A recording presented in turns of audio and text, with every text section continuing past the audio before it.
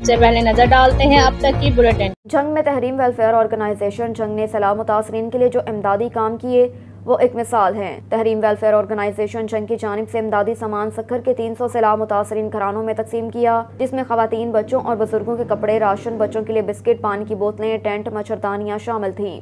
Farzana Bloch ने तमाम government और प्राइवेट स्कूलों की जानिब से दुखी इंसानियत के लिए की गई काविशों को सराहा। Government college for women satellite town की principal Farnaz Bharwana, principal government girls high school Jhang Saddar doctor Firdous Kausar, director officer cadet school Naveed, advocate Faheem Awan, principal the knowledge school Sobia Naeem, director the knowledge school Atif Chaudhry, government high school Chak 291 के principal Luqman, incharge government high school Kot Khaira, principal government boys middle school Sargana की काविशों को खराज तहसीन पेश किया।